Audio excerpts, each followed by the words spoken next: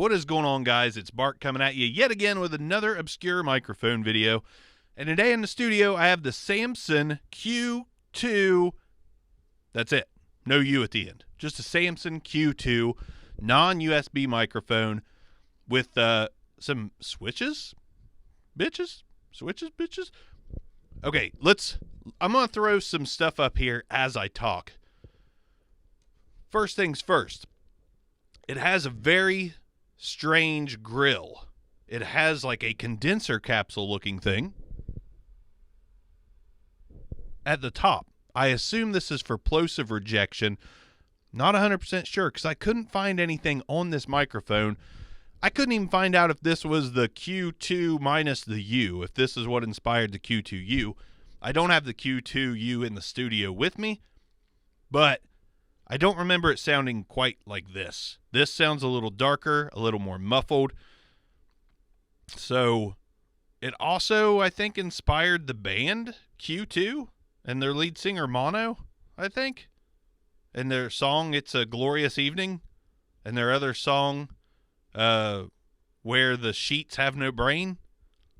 I think Q2 and Bono and their guitar player Sledge. I can't remember. Anyways, I don't listen to those guys. But the Q2 from Samson, very solidly built microphone, very heavy, a la the SM58. We've got an attenuation switch, which just says AT&T, so apparently you get cell signal with this thing. That's pretty freaking sweet. Not really. Turn on that ATT switch, and this is what it sounds like, which to me muffles it and darkens it more, so I'm going to turn that back off. We got a high-pass filter switch. I'm going to turn that on. And this is what it sounds like with the high-pass filter switch on. And to me, that doesn't do a lot for it. It does not do a lot for it, in my opinion. So let's run this Q2, very strange microphone I got for $30 off eBay, I believe. Let's run it through the plosives test. Test out this condenser-looking capsule thing at the top. Peter Piper picked a patch of pickled pineapple pizza. Peter Piper. Plosives, it doesn't work. It doesn't really cut out the plosives, so I'm not that impressed with that. Handling noise, let's go. Handling noise test kind of failed. That was not great. Maybe it doesn't come through the video or doesn't come through the video. Let's get right up on the Samson Q2 from the singer Mono, and this is what it sounds like when you get right up on the Samson Q2. Let's go ahead and spin the microphone 90 degrees. Let's go ahead and spin it another.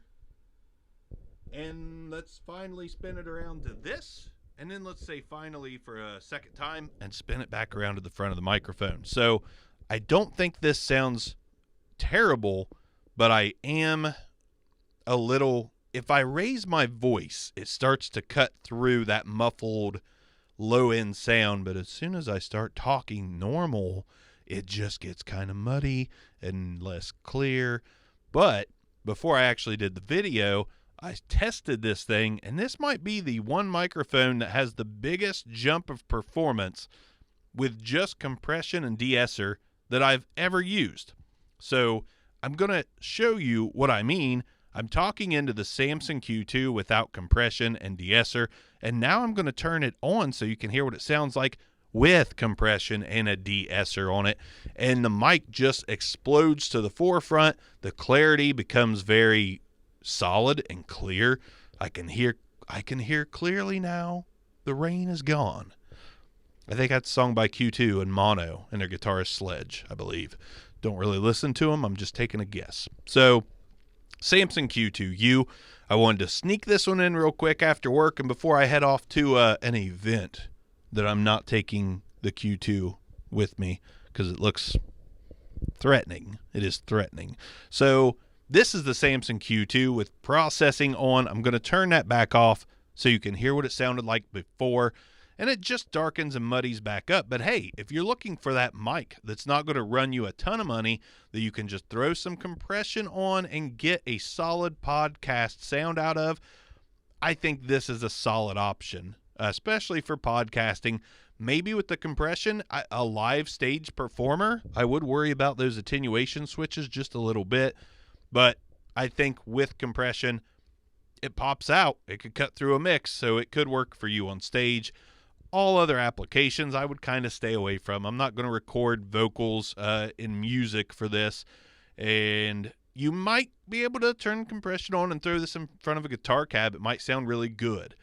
As far as an acoustic goes, it could possibly, but man, it's so cold in the studio, I am not even feeling like picking, except for picking out some Q2 jams when I get in my car and get on Spotify and listen to Q2 rock out to Monday, Plasma Monday, I believe is.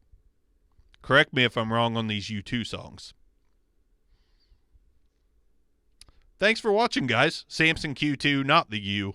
Brought to you by Mono. Fuck. Whatever. Have a great day. If you see this mic out, it's worth a grab. It gets a yellow light. Either way you go, I'm not mad. Peace out. Secure mics.